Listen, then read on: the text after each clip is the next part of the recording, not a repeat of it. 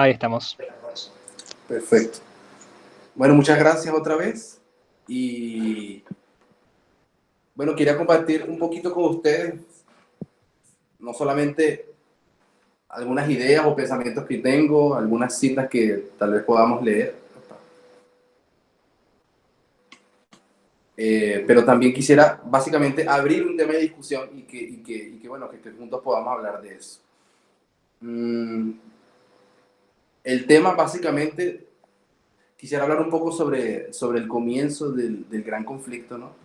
Cómo el gran conflicto comenzó, por qué se prolongó, eh, la rebelión de Satanás, qué herramientas Satanás usó para continuar engañando, a pesar de que había sido echado del cielo, cuál estrategias usó aquí en la tierra y bueno, qué estrategias también usa Dios para combatir contra él. Comienzo con una pregunta simple que me parece que la mayoría, pues, por lo menos creo que tienen alguna opinión formada al respecto. En relación a la rebelión, ¿por qué Dios soportó la rebelión? ¿Por qué la permitió? ¿Por qué no acabó con ella antes? Y de hecho, ¿por qué dejó que subsistiera y continuase por tanto tiempo? Una persona que pueda decir su idea en breves palabras.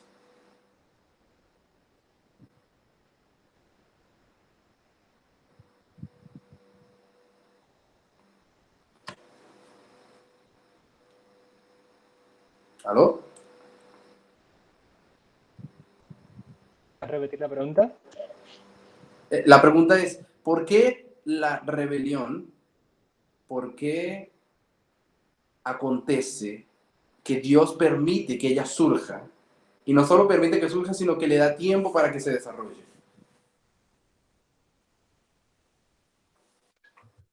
Pedro, Sí, hermano.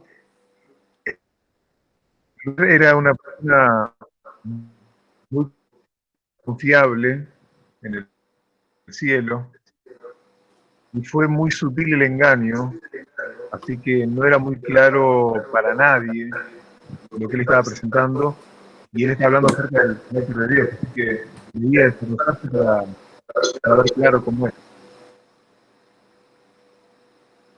Ok, gracias. Hay una cita muy buena.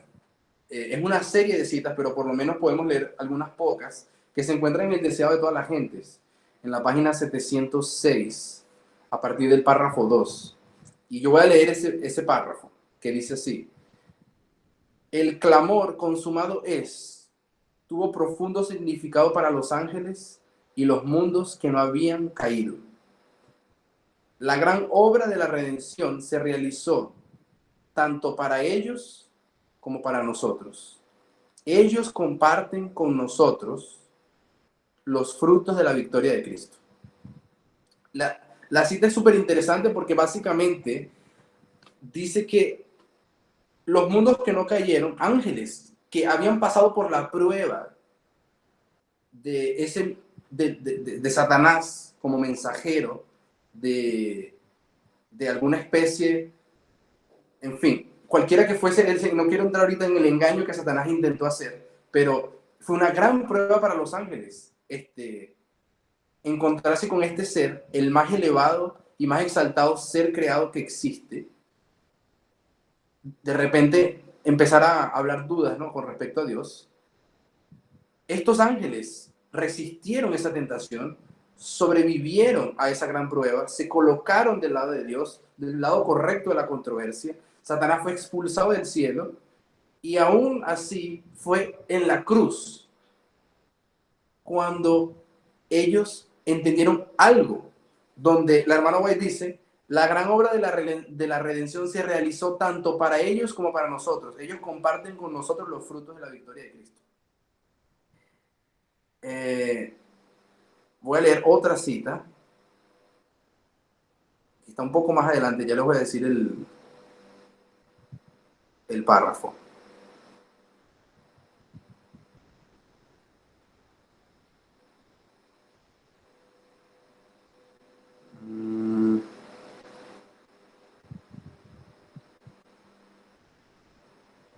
Sí, ahora la página 709.3. En la página 709.3 ella va a hablar un poco de qué es lo que aconteció en la cruz en relación a Satanás. ¿Ok? Y voy a leer la cita. Deseo de todas las gentes, 709.3. Dice: Satanás vio que su disfraz le había sido arrancado en la cruz, no en el cielo, no cuando lo expulsaron. Satanás vio que su disfraz le había sido arrancado, su administración quedaba desenmascarada delante de los ángeles que no habían caído. O sea, es como si Satanás no había sido desenmascarado por completo cuando fue expulsado del cielo y delante del universo celestial. Se había revelado como homicida al derramar la sangre del Hijo de Dios. Había perdido la simpatía de los seres celestiales. Desde entonces, su obra sería restringida.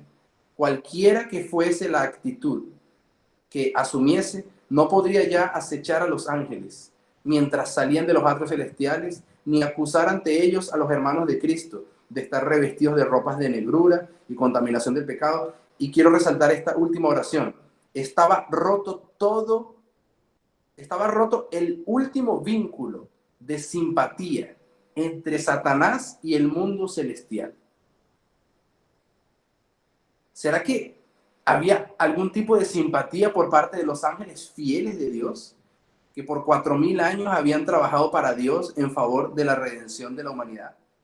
Y solamente en la cruz parece que llega el punto donde puede decirse: se rompió todo vínculo de simpatía entre Satanás y el mundo celestial. De hecho, leímos un poco antes, donde dice: al derramar la sangre del Hijo de Dios, había perdido la simpatía de los seres celestiales. O sea, fue cuando mató a Cristo que había perdido toda simpatía de los seres celestiales. ¿Algún comentario acerca de ese aspecto?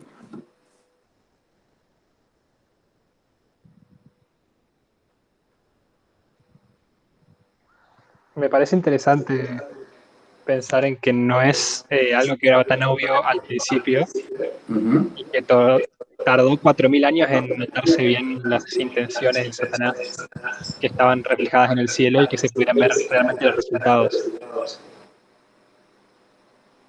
Perfecto.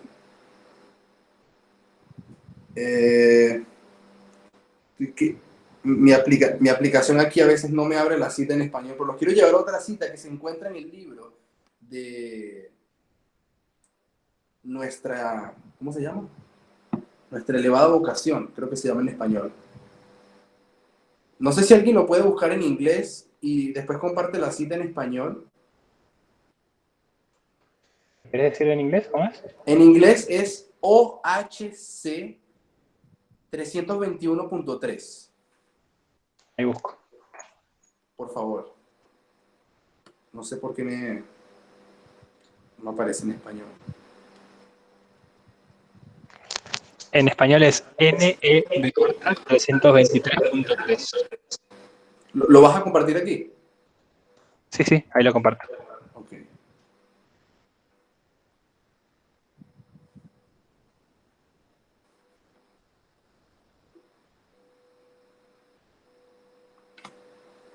Perfecto.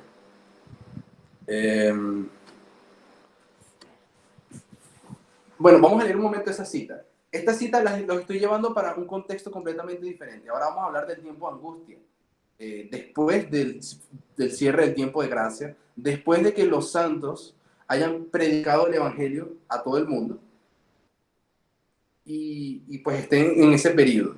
Dice así: el tiempo de angustia es el crisol que ha de producir caracteres cristianos. O sea, he aquí el propósito del tiempo de angustia. Tiempo de angustia que a veces nosotros preguntamos: ¿por qué los 144,000 y las personas que junto con ellos pasan por el tiempo de angustia ya se arrepintieron, ya vivieron la experiencia del nuevo nacimiento, ya el mundo los persigue, ya se cerró el tiempo de gracia, ellos ya están sellados para salvación? ¿Por qué pasar por un tiempo de angustia que simplemente les causa sufrimiento, ¿sí o no? No sé si se lo han preguntado. En el conflicto de los siglos, ustedes pueden colocar la palabra terrenalidad. Y van a encontrar una cita donde ella dice que el propósito del tiempo de angustia en el conflicto de los siglos es quitar la terrenalidad de los hijos de Dios, mediante la angustia, mediante ese crisol. Pero aquí ella da un poco más de razón. Entonces vuelvo. El tiempo de angustia es el crisol que ha de producir caracteres cristianos. Ha sido designado para conducir al pueblo de Dios a renunciar a Satanás y a sus tentaciones. Paremos aquí. Yo pensé que los hijos de Dios, en el tiempo que están viviendo el tiempo de angustia, ya habían renunciado a Satanás y a sus tentaciones en el periodo del decreto dominical, donde la gran prueba, como ella la llama, la gran prueba al pueblo de Dios, mediante la cual su destino eterno es decidido, es la marca de la bestia, es la imposición de las leyes del Estado, de leyes falsamente cristianas por parte del Estado para oprimir a los que piensan diferente. Esa es la gran prueba. Y nosotros, en el futuro, Dios mediante, predicamos el mensaje del tercer ángel en condenación a ese acto de la bestia o del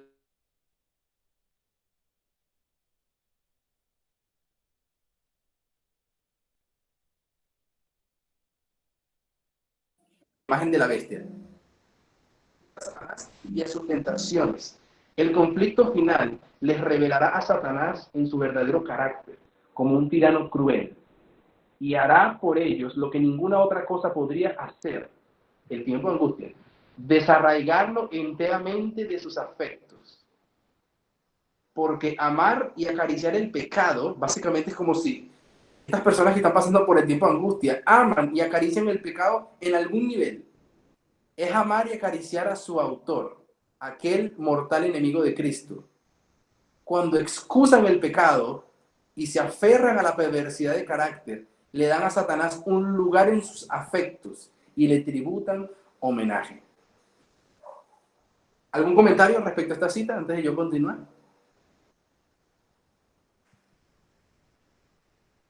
Nada, pienso en no esperar a ese momento para desarrollarnos de todo. Tendremos ahora todavía. Entonces, quiero que veamos un paralelo. Gracias por el comentario. En la cita anterior y esta. O sea, tenemos a los ángeles fieles. Ellos ya pasaron, por decirlo así, por su gran prueba. Lo que para nosotros es el periodo del decreto dominical del cierre del tiempo de gracia, donde se está decidiendo de qué lado de la controversia vamos a estar. Si vamos a estar del lado de Satanás o del lado de Dios. Y también las personas que van a creer en el mensaje que vamos a predicar en el futuro, van a decidirse entre nosotros o los falsos mensajes que van a levantarse en esa época. Esa prueba, la prueba del decreto dominical, en el futuro próximo, se parece a la prueba que Satanás levantó en el cielo. Ese mensaje que él predicó para básicamente rebelarse contra Dios y que los ángeles se rebelaran contra Dios. No quiero entrar ahora en los detalles de eso. Es la gran prueba mediante la cual los ángeles decidieron su destino eterno. Y ellos, 2/3 partes, sabemos, se colocaron del lado de Dios. Pero en la cita anterior dice que ellos tenían todavía algún tipo de simpatía para con Satanás. ¿Alguien concuerda con eso o le parece algo muy extraño? ¿Consiguen ver eso en la cita? ¿O yo estoy tal vez torciendo las palabras? ¿En la del deseado? Sí. ¿Concuerdas? Sí. Sí, igual.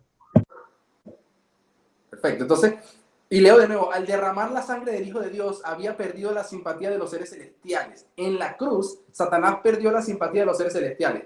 Seres celestiales que ya se habían colocado del lado de Dios en el cielo, en la gran controversia, en la gran prueba para los ángeles en aquel momento.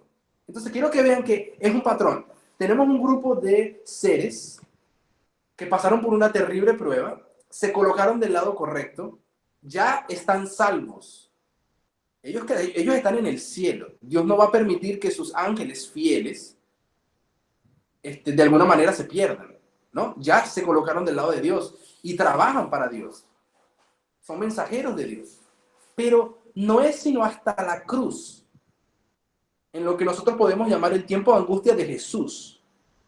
En el tiempo de angustia de Jesús, y de hecho yo no leí todas las citas, el capítulo es uno de los mejores capítulos, o por lo menos uno de los que más me ha marcado, que es el capítulo consumado es, del deseo de toda la gente. Es un capítulo precioso, y ella coloca todo así, en un lenguaje muy vívido, cómo los ángeles y los mundos observaron la controversia de Satanás, no solo desde Adán en adelante, específicamente la vida de Cristo, y específicamente el último día, desde su pasión hasta su muerte. O sea, la pasión de Jesús. Todo eso les abrió a ellos la mente respecto a quién Satanás realmente era, cosa que ellos todavía no podían ver, cosa que de alguna manera ellos todavía no contemplaban en plenitud. ¿Y quién diría que el no comprender 100% al enemigo se traduce en tener simpatía por el enemigo, por Satanás? Porque obviamente ellos ya aman a Dios, son fieles a Dios, se colocaron del lado de Dios, pero hay algo respecto a Satanás que ellos no comprenden muy bien.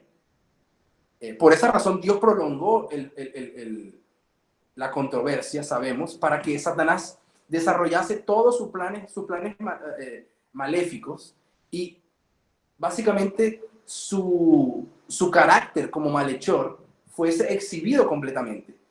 Esa es la razón, básicamente. Ella lo dice en varios lugares, ¿no? Específicamente en Patriarca y Profeta del primer capítulo.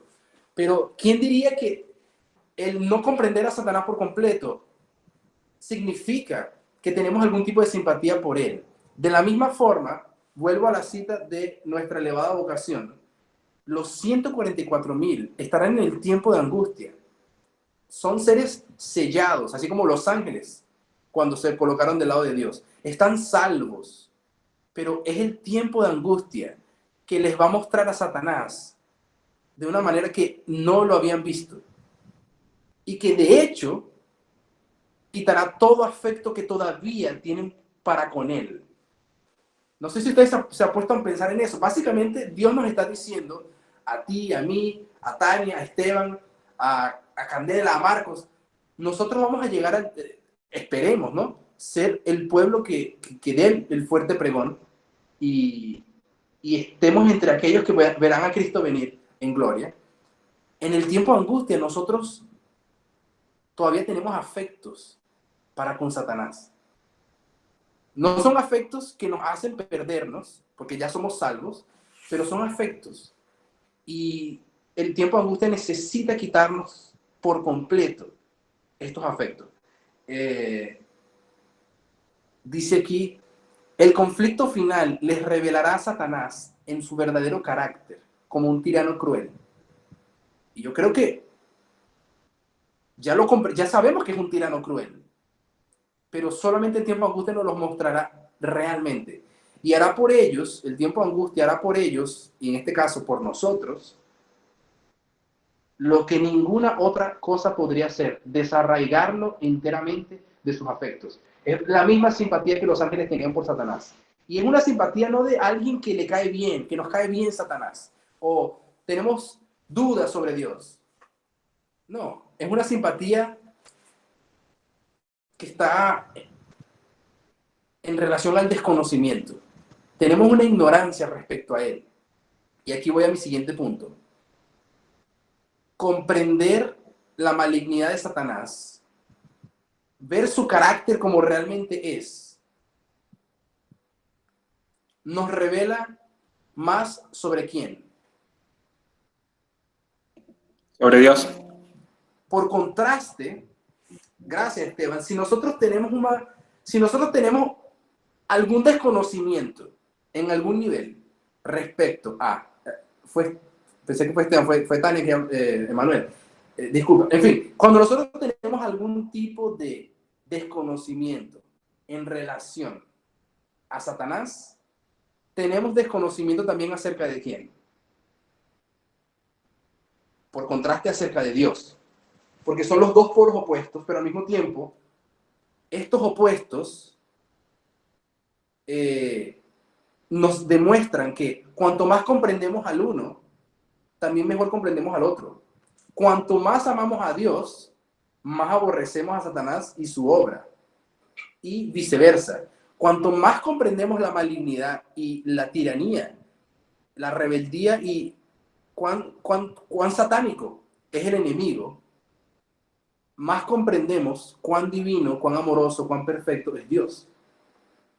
Funciona de esa manera. Por eso es que algunas veces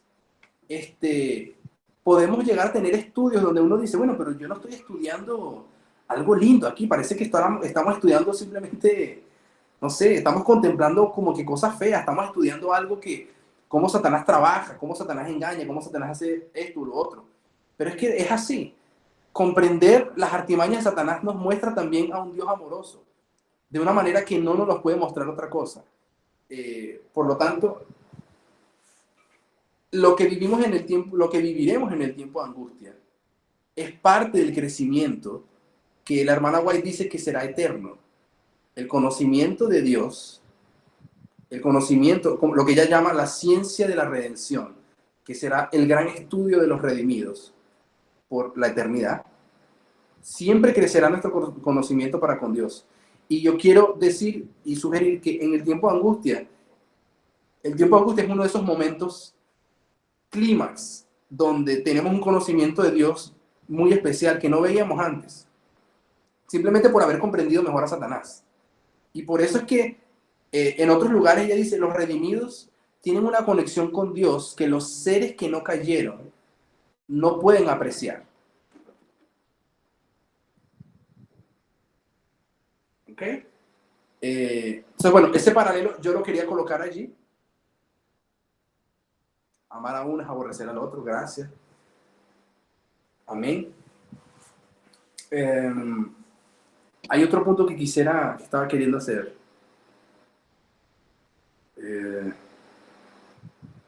Bueno, volviendo un poco para el aspecto de la rebelión. El aspecto del gran conflicto. ¿Por qué Dios prolonga el conflicto? Para que se manifieste el carácter de Satanás. Pero prolongar el conflicto es darle espacio a Satanás de también presentar sus argumentos con mejor calidad cada vez con mayor engaño. Y yo quisiera hablar de dos aspectos de los engaños de Satanás. Estos dos aspectos Satanás y yo voy a decir que los aprendió desde el primer momento, en el tiempo de la rebelión. Sé que es mucho más complejo que de la manera en que lo voy a colocar, pero creo que podemos comenzar teniéndolo en términos básicos y después comprender la complejidad pues, en nuestros propios estudios personales y con el tiempo. Permíteme hacer una pregunta. ¿De qué Satanás acusaba a Dios?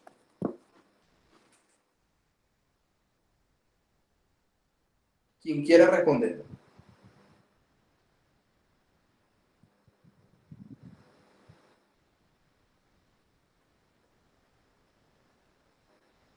De no ser justo, de no proponer como un modelo de libertad, como que no dejaba opción de elegir a los ángeles.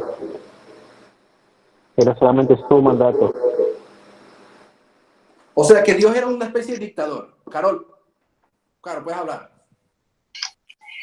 Se me olvidó la idea, perdón. Iba a decir de que acusaba de que la ley de Dios era injusta y que no se podía cumplir, que Dios no podía ser misericordioso y justo como a la vez. Ok, entonces voy a agarrar estos dos comentarios y decir, perfecto, entonces Satanás tenía un problema con Dios y el problema era que él veía a Dios como una especie de tirano dictador. Un tirano, o sea, Satanás se despertó un día y dice, espera un segundo, yo soy un ser perfecto, yo tengo sentido común, soy inteligente, las personas confían en mí, Dios me hizo, fue Dios quien me hizo así. Así que, y él dice, y Dios hace las cosas bien. ¿Por qué mi libertad está restringida? O sea, él se hizo él empezó a sugerirse a sí mismo el engaño de ¿por qué yo obedezco? Nosotros sabemos que algo fue el gatillo de eso. ¿Alguien recuerda qué engatilló esos pensamientos de Satanás? ¿Qué cosa?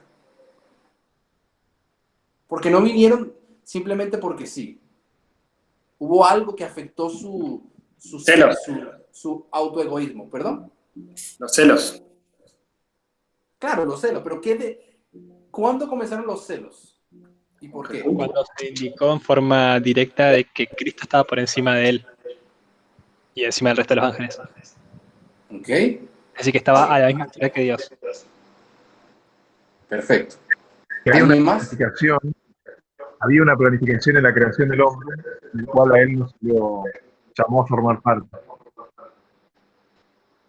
Perfecto. Entonces, junto todo de nuevo y digo, Satanás nunca se había dado cuenta de que él era inferior a Jesús.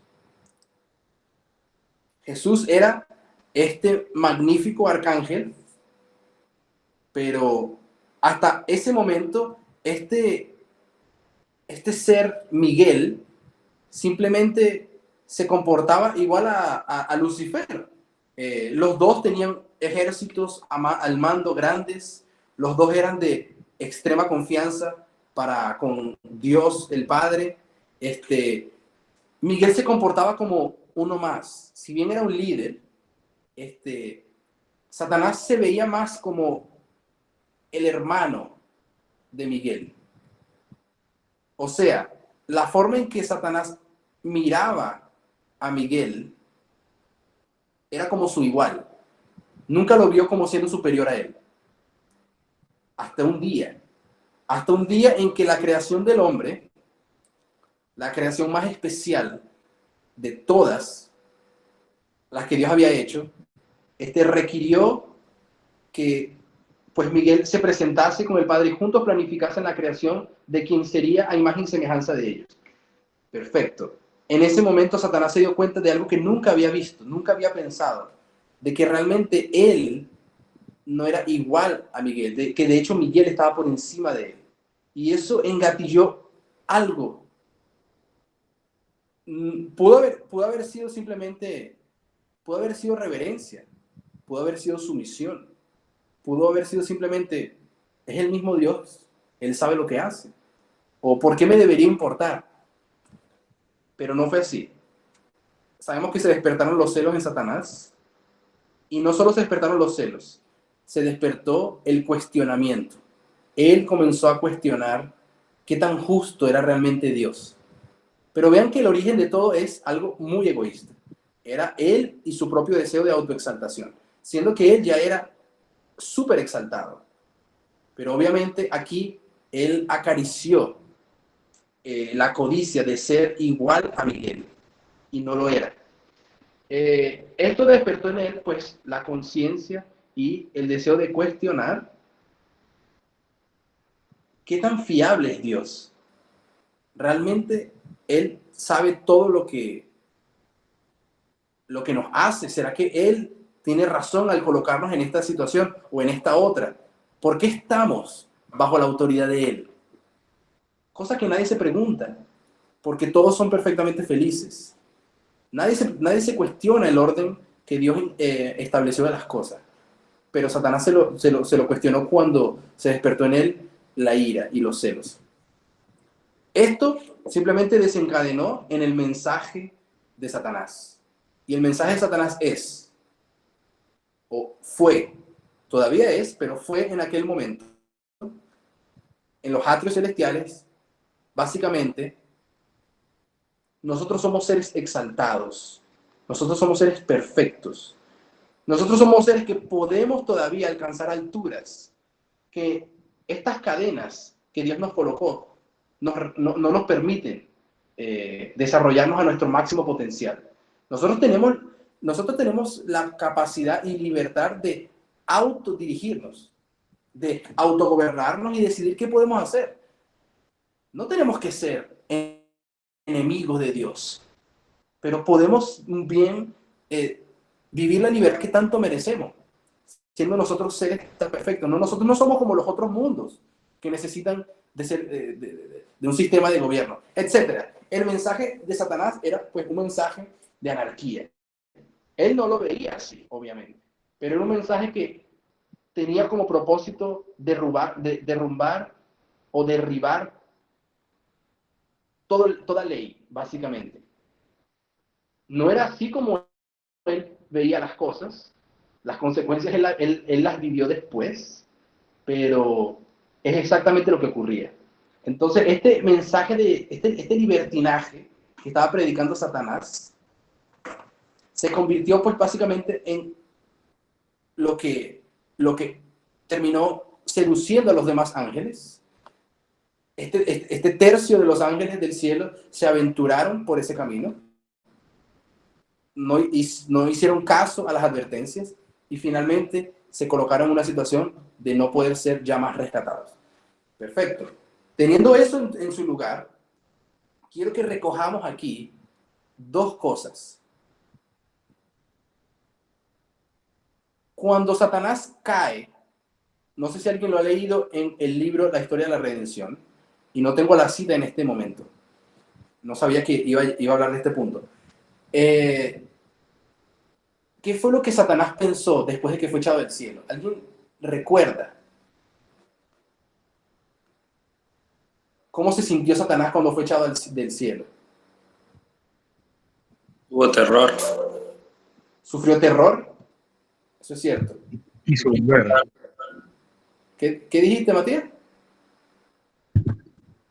Quiso volver.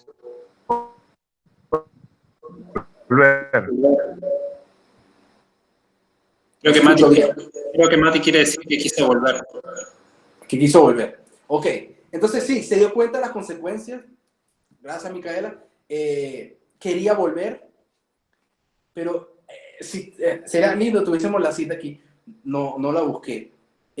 Ella lo explica en un lenguaje súper deprimente. O sea, realmente Satanás estaba enteramente desdichado. No hay tristeza que hayamos experimentado nosotros en nuestra vida que se compare al miedo y a la depresión que tomó control de Satanás cuando fue echado.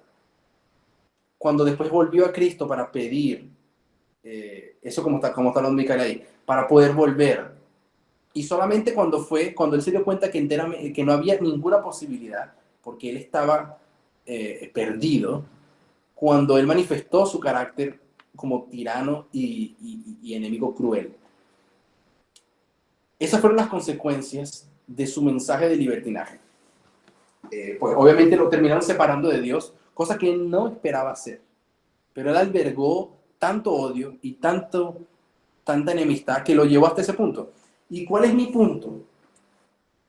¿Será que Satanás cree que su mensaje de libertinaje, de libertad sin restricciones, de sacar, echar por el piso todas las leyes de Dios y sus restricciones, ¿será que él cree que fue algo bueno? Pues ya lo dijimos, Satanás se sintió desdichado y terriblemente angustiado como nunca. Él obviamente sabe que la consecuencia fue mala.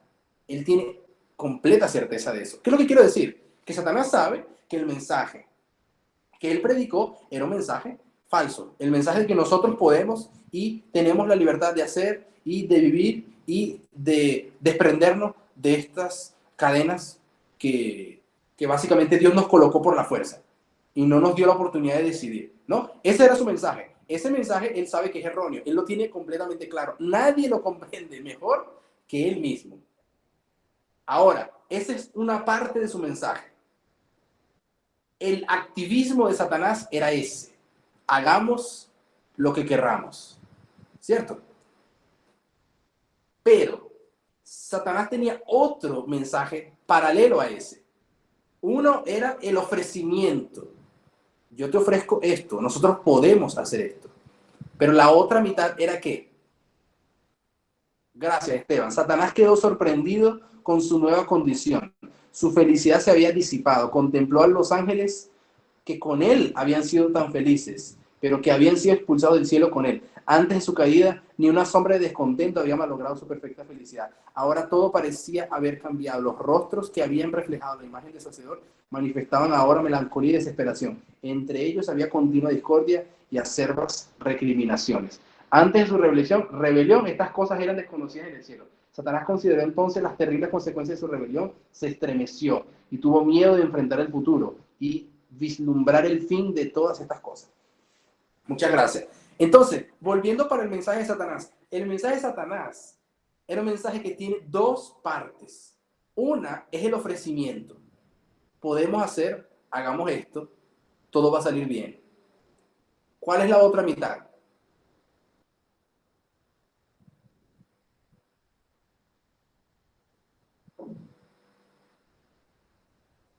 ¿Alguna pista?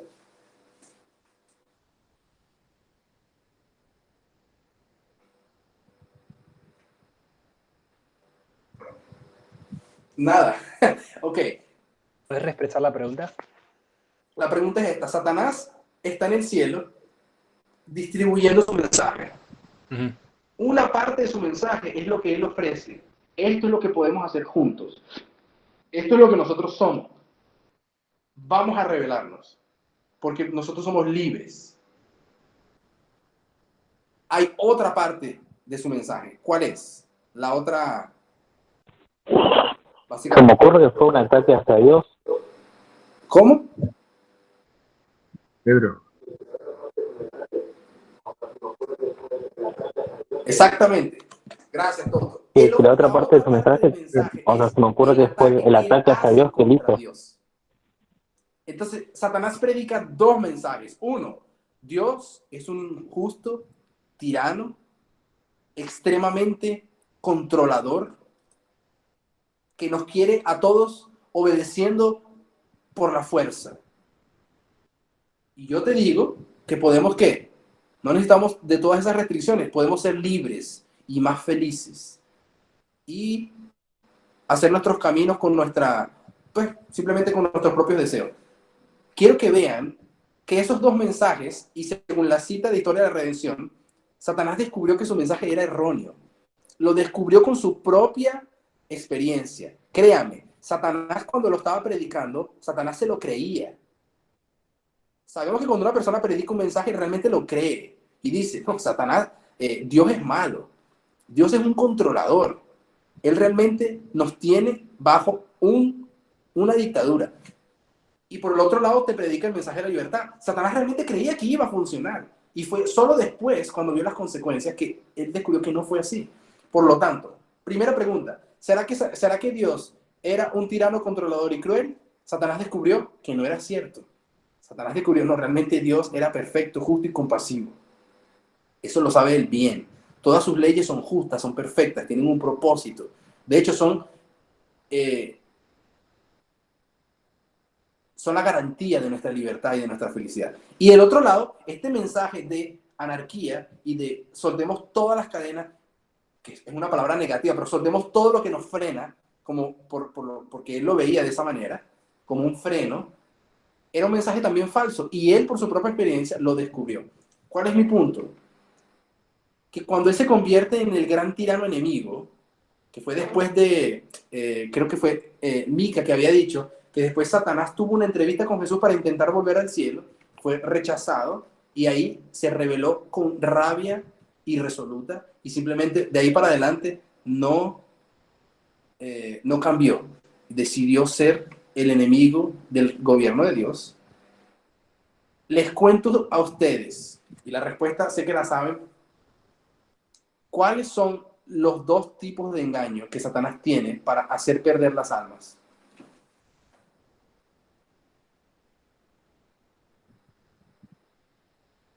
Llevarlo al liberalismo, a la falta total de ley. Uh-huh.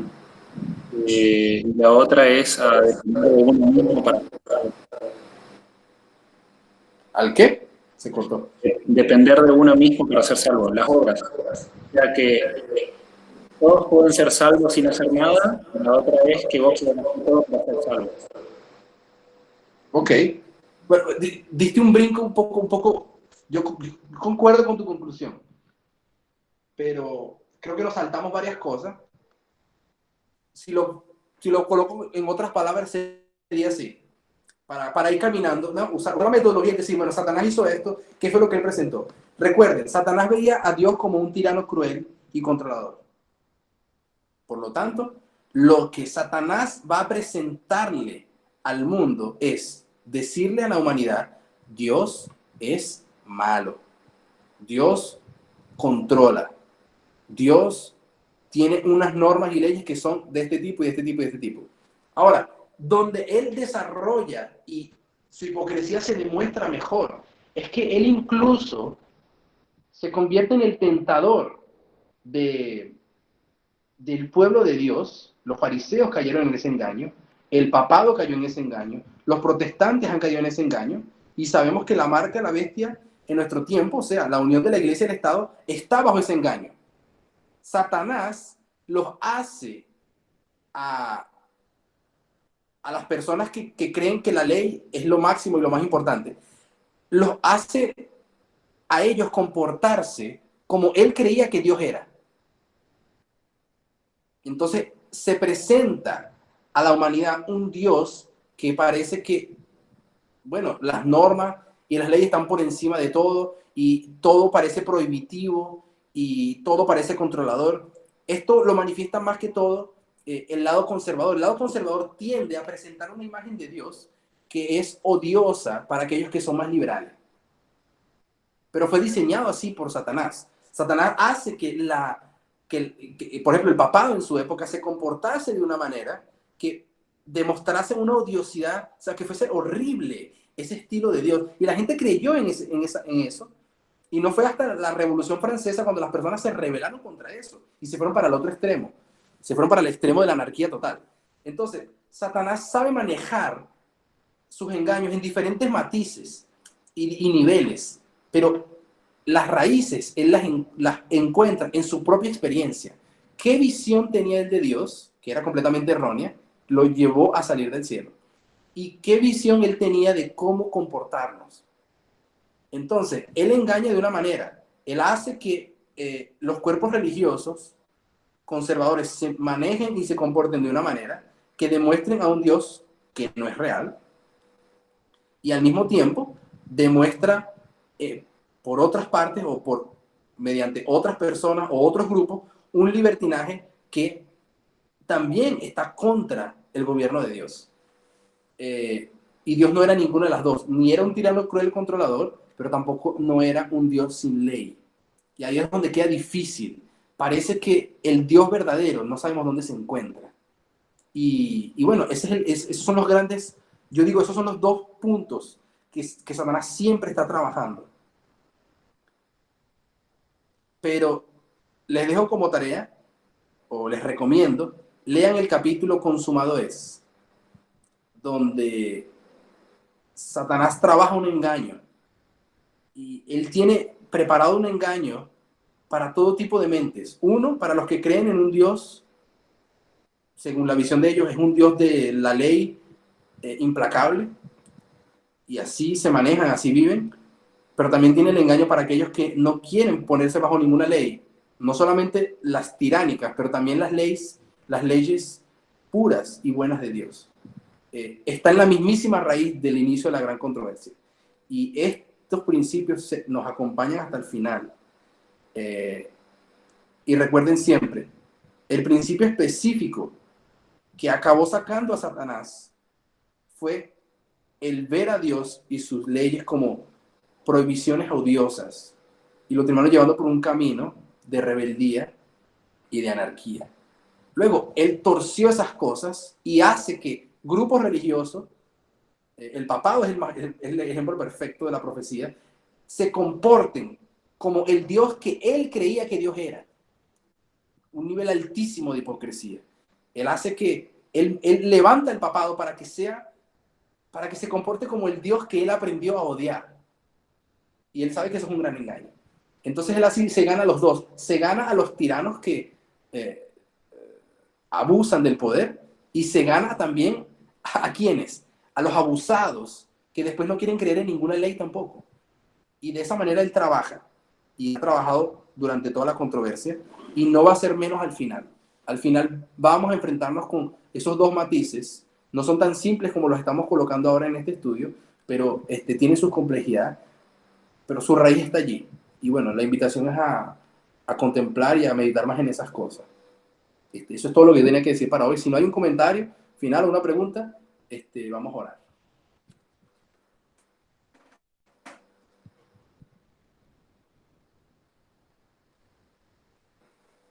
Perfecto. Entonces vamos a tener una oración.